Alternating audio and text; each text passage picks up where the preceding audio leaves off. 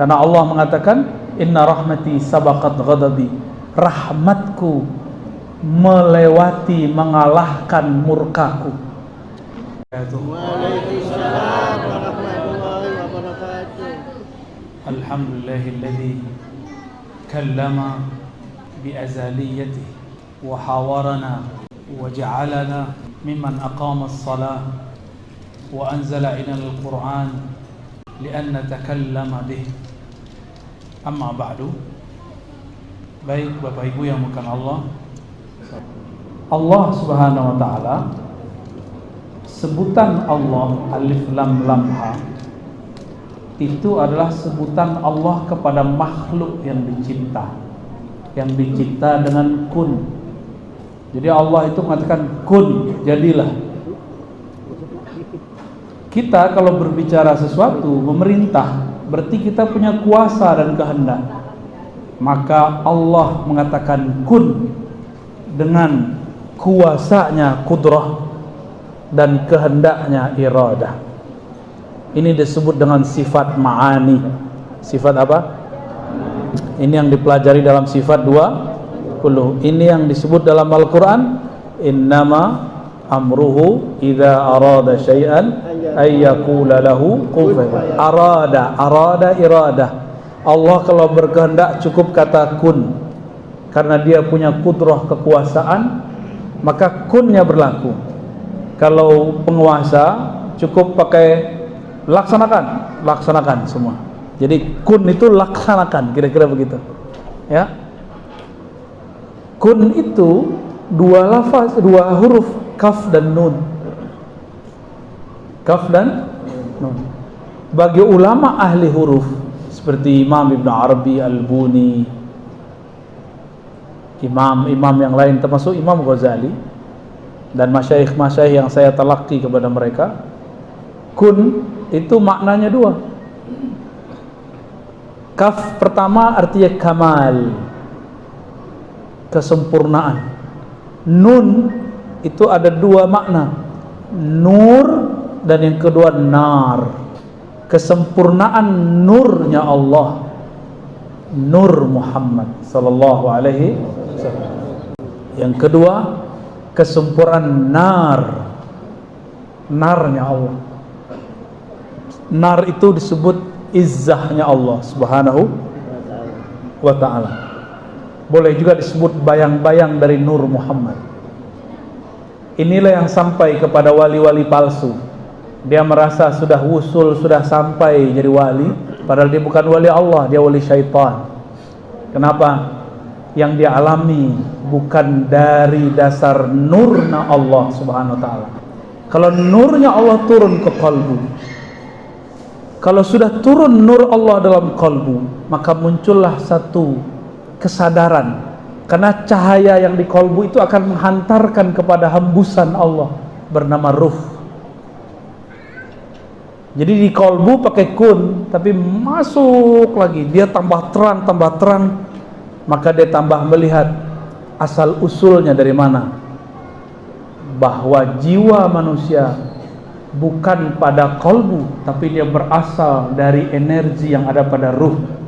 Ruh itu dari lafaz ra, waw, ha. Ruh satu akar kata dengan rauh. La taqnatu min rauhillah. Jangan engkau putus asa dari rauh. Rauh itu kelapangan daripada rahmat Allah. Maka ruh itu artinya hembusan kasih sayang. Jadi apa yang Allah lafazkan ketika menghembuskan itu? Makna hembusannya kasih sayangnya. Lafaznya bisa berupa ruh, bisa berupa sin. Makanya ada Yasin. Sin itu bunyi nafasnya. Oleh Ibnu Katsir ini disebut sebagai nama Rasul. Ya insan, insan kan nama Rasul di Quran. Ya, Yasin, kata Ibnu Katsir, Yasin bermakna ya insan. Insan di situ Nabi Muhammad sallallahu alaihi wasallam. Saya sampaikan itu kepada orang enggak paham-paham dia. Enggak ada tuh nama Muhammad di sini. Lah insan itu nama Nabi Muhammad sallallahu alaihi wasallam. Enggak paham, Dia sudah bergelimang cahaya, tapi dia tidak tahu itu cahaya. Seperti orang, dia bersama wali, tapi dia tanya, mana walinya? Mana walinya? Inilah kejadian pada banyak orang yang hidup bersama kekasih Allah, tapi tertutup oleh kebiasaan-kebiasaannya. Ya, jadi apa yang Allah kalamkan itu bisa karena Allah mengatakan inna rahmati sabaqat ghadabi, rahmatku melewati mengalahkan murkaku. Itu sendiri kata rahmah. Maka takdir itu ada dua, Pak. Ada takdir kun di Lauh Mahfuz, ada takdir rahmah. Itu ayatnya. In rahmatnya Allah ghalabat ghadabi. Hadis qudsi juga ada begitu. Mengalahkan murkaku. Seharusnya jika ada yang membunuh 99 orang, yang ke-100-nya ulama yang dia bunuh, itu mati su'ul khotimah. Tapi karena dia sedang mencari rahmat Allah, maka Allah selamatkan dia. Belum sempat tobat, dia wafat. Belum sempat tobat yang sempurna, baru an-nadam. Apa arti nadam? Nyesal. Baru menyesal. Apa kata tuan guru terakhir? Berapa orang yang kau bunuh? 100. Terakhirnya ulama. 100 terakhirnya ulama. Tapi ternyata pintu Allah masih terbuka. Maka ajaran Islam tidak menuntut kita suci. Ajaran Islam menuntut kita mengakui kalau diri kita kotor. Mau dibuang kemana, Pak, kekotoran yang ada dalam diri? Ya, jangan terlalu berlebihan beragama. Halakal mutanatti'un, celaka orang-orang yang terlalu berlebihan dalam beragama. Ya, kita nggak diminta suci lahir batin, nggak mungkin, nggak mungkin. Nabi Adam aja masih silap, masih salah, tapi tidak dosa. Keliru belum tentu dosa. Nah, ini bedakan ya. Ada dua perbedaan keliru dengan dosa. Para nabi itu pernah keliru tapi tidak pernah berdosa. Berdosa itu membangkang kepada Allah. Mungkinkah nabi membangkang kepada Allah? Tidak mungkin. Wali mungkin, tapi zahirnya bangkang, batinnya tidak. Ya, itu Pak ya. Jadi yang dikeluarkan adalah lafaz rahmah. Ya, itulah jadi Ahmad Ruhullah. Allahumma sholli ala sayyidina Muhammad. Suara jelas? Setelah ini Suara oke. Satu di atas yang perwakilan hakim Bapak satu ya. Ya, silakan Pak. Minta tolongnya Bang Is di atas, ibu-ibu silakan ini Bang Is ya. Ibu-ibu satu orang penanya di atas. Singkat padat Pak ya. Assalamualaikum warahmatullahi wabarakatuh. Syukran. Ibu ya. Buya pernah menyampaikan bahwa Allah menurunkan Rasul dan Nabi itu 313. Yang maksud adalah 25 dalam Al-Quran. Itu pernah saya lihat di YouTube. 313 Rasul saja. 124.000 para nabi. Para nabi. Ya. Yang maksud ada 25 nabi. Yang saya ingin mengetahui bahwa ada jabatan al-Ghaus, yaitu pimpinan para wali ataupun suatu aulia yang Nabi sampaikan ada 25 al-Ghaus dari zamannya Hasan bin Hussein hingga sekarang, bahkan untuk akhir zaman ini tinggal yang 25. Berapa besar perintah Allah untuk kita menemukan seorang wali itu, dan berapa efek sampingnya kalau kita tidak menemukan. Terima kasih Bu ya. Baik. Bagus Pak. Kalau Rasulullah masih hidup, kita diperintahkan bertemu Rasulullah. Tuba liman ra'ani, beruntung yang melihat aku. Kalau tidak bertemu Rasul, ketemu orang yang bertemu Rasul. Tuba liman ra'a man ra'ani, beruntung orang yang melihat orang yang melihatku. Gak bertemu juga murid Rasul sallallahu alaihi wasallam, maka carilah orang yang berguru kepada murid sampai sekarang. Perintah itu Pak. Karena ada tuba itu satu pohon keberkahan, ridwanullah di surga. Siapa yang memandang wali, ulama, pewaris Nabi, bukan pewaris iblis. Ya, ada ulama pewaris iblis. Nauzubillah min Saya pun berlindung setiap hari, ya Allah, jangan jadikan lidah ini zallat, keliru. Ya, karena sekali keliru, ujiannya orang yang megang mic, public figure, ustadz, khotib, malu mundur, malu minta maaf. Itu ujiannya. Maka kalau saya ada salah, kasih tahu. Nanti saya cek benarkah salah menurut ilmu yang kita pelajari. Jika salah, saya minta ampun dan saya minta maaf kepada umat. Ya, dan itu harus dilakukan. Nggak boleh sok-sokan, udah tahu salah masih aja ngeles, ya. Seperti kejadian pada cocok logi akhir zaman, ya. Nggak ada dia minta maaf. Udah bikin rusuh umat karena hadis dukhon, nggak ada mereka minta maaf. Malah bikin rusuh baru. Mari beli pangan. Akhirnya orang pada beli beras di mana-mana, habis beras. Terus saya minta maaf, minta ampun kepada ya Allah jika salah pemahaman ini, bimbing aku. Kepada umat, mohon maaf kami salah memahami teks. Bahaya, ya. Saya tidak mau kita termasuk kepada orang-orang yang berfatwa bukan dengan ilmu. Jangan, ya. Seberapa kuat? Oh, perintahnya kuat, Pak. Ya. Di alam Al-Qur'an dikatakan, ya ayyatuhan nafsul mutmainnah irji'i ila rabbiki radiyatan mardiyah fadkhuli fi ibadi. Itu dulu. Kalau mau masuk surga, pintunya satu, harus bersama orang yang sekapal masuk surga. Fadkhuli fi ibadi, maka masuklah ke dalam golongan yang menghambakan dirinya kepadaku. Orang paling merdeka di alam semesta adalah orang yang menghambakan dirinya kepada Allah, karena Allah bukan materi. Menghambakan diri kepada Allah, itulah kemerdekaan sejati. Bebas orang itu. Tapi kalau kita ini hidup mencari fulus, fulus itu materi, capek. Ta'iba abdud dinar. Allah itu, setiap orang mengenal Allah, mencintai Allah, maka setiap itu juga ada bebas, hur, ahrar, hamba yang bebas, ya. Jadi perintahnya kuat, Pak. Perintahnya kuat, nggak boleh sendiri-sendiri. Ini larangan mafhum mukhalafahnya, pemahaman di balik ayat ini. Jangan sendiri-sendiri, jangan berpecah belah, jangan berpisah dari majelis para aulia, para ulama-ulama yang bersanad kepada Rasulullah sallallahu alaihi wasallam. Maka ciri-ciri musuh akhir zaman, mereka yang suka memecah belah. Ada majelis, dia buat majelis baru lagi. Kecuali majelis yang dia buat ini untuk menyokong majelis yang besar, baru boleh. Ya, gak boleh dia buat majelis dalam majelis.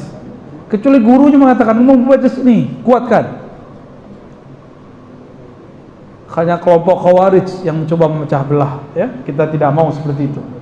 Jika ini terjadi di tarekat, di pergerakan, maka pastikan itu orang yang memecah belah, di dalamnya ada nar, bukan nur, ya.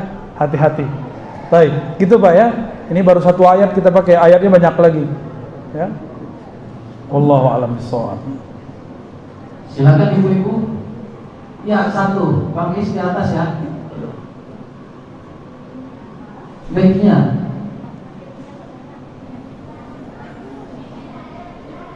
Ya, silakan dari situ aja. Silakan. Oh, boleh ditulis. Untuk mengisi kosongan Bapak yang satu tadi sambil menunggu tulisan dari Ibu pertanyaannya. Silakan.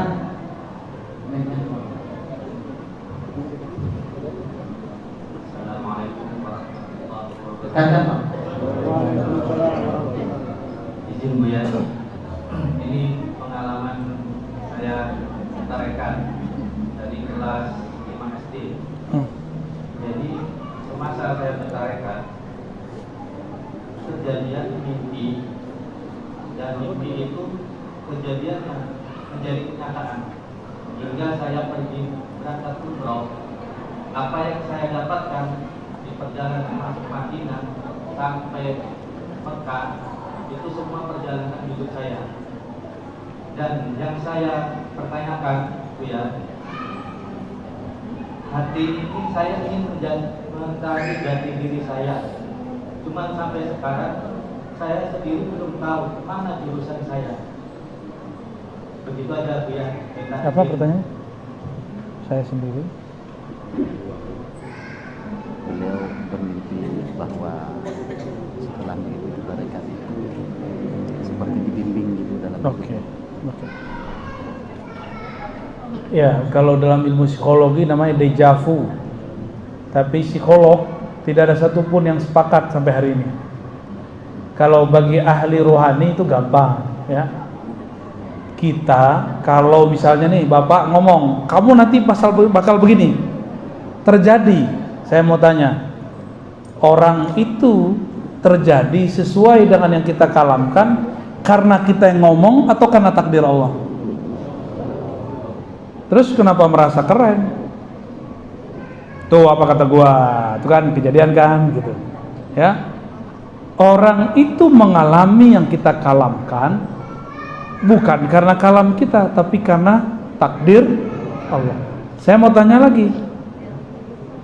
Orang yang mengabarkan masa depan atau orang yang melihat masa depan, itu yang memperlihatkan, yang menggerakkan dia bicara siapa? Allah. Jadi ini disebut khatir rabbani. Khatir rabbani itu lintasan yang masuk ke dalam kolbu, berasal dari Allah atau malaikat. Bisa jadi masa lalu, masa sekarang, atau masa depan. Jika itu terbersit di kolbu, itu bukan kita yang membersihkan, itu Allah lintaskan di kolbu. Maka tidak boleh merasa hebat, karena bukan kita yang melintaskannya, Allah lah yang mengirimkannya ke dalam kolbu. Jadi itu biasa Pak ya. Kami orang yang belajar zikir biasa ngalamin itu ya. Jangan merasa aneh, biasa aja. Jangan merasa kemudian saya ini kok begini gitu ya. Biasa aja. Amalkan zikir tarekat yang sudah dipelajari dari guru-guru, lalu tambahkan kajian ma'rifatullah. Jangan hanya berhenti di wiridan, harus belajar kajian ma'rifatullah. Insya Allah akan lebih upgrade. Torikot sekarang kebanyakan berhenti di wirid, riyadhah, puasa. Yang naik cuma Islam dan iman, ihsannya nggak pernah naik. Ihsan itu anta'budallah ka'annaka tarah. Engkau ibadah seakan memandangnya, dan itu hanya bisa dengan ma'rifatullah, mengenal Allah. Ya, wallahu a'lam bis-shawab. Satu lagi pertanyaan dari ibu-ibu Bu ya. Ya, nanti habis ini. Seorang suami di zaman Rasul melarang istrinya, dan itu kalau istrinya patuh masuk surga. Tapi pertanyaannya dari ibu ini bahwa bagaimana hukumnya ketika suami-suami masa sekarang melarang istrinya ikut majelis taklim? Suami yang mana tuh? Sini berdiri, suaminya yang mana? Hah? Kalau ente orang alim nggak apa-apa ya. Kalau ente orang kiai, ustadz, larang bini boleh. Bisa didik lama di rumah. Tapi kalau kita nggak sempat mendidik istri, nggak sempat mendidik anak, sudah sibuk dengan dunia, lalu hanya mengizinkan istri ngaji lewat YouTube, dan itu berbahaya.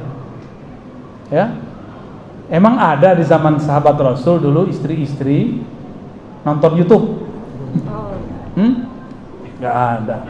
Jangan buat bid'ah barulah. Bacalah Sahih Bukhari, Kitabul Ilm.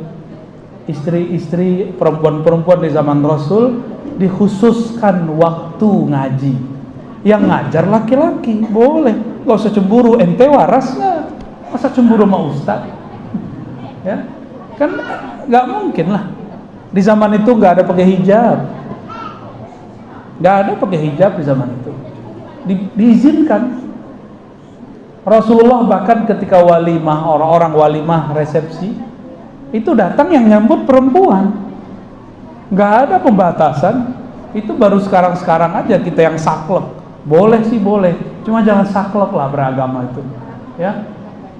Yang penting tidak ikhtilat yang batil. Ikhtilat itu dua, ada yang batil, ada yang jaiz, mubah. Ada ikhtilat, campur baur yang boleh, ada campur baur yang batil kalau itu sudah mulai buka aurat, bersentuhan, itu baru ya.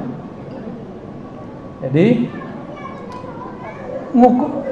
pandang-pandanglah diri kalau tidak bisa mendidik. Kita bukan ulama, bukan guru, baru hijrah kemarin sore larang istri ngaji. Ya? Ini aneh. Ya. Saya aja udah gak sempat ngajar istri saya, Pak. Karena Bapak undang terus kan.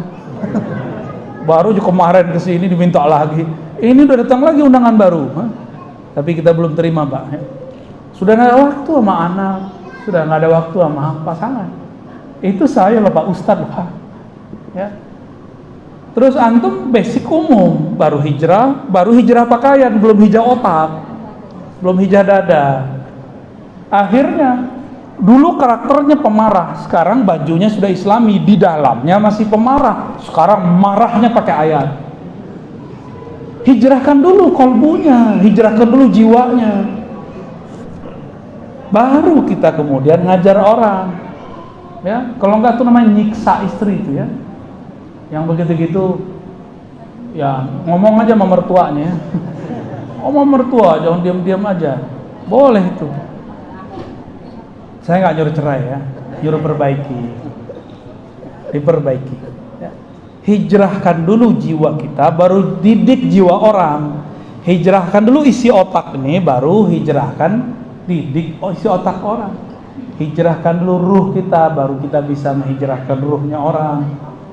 Kalau baru dulu pakai celana pendek, sekarang pakai sarung, itu belum itu. Ya. Dulu celananya di mata kaki, sekarang jingkrang, itu belum. Itu baru penampilan. Ilmunya harus benar.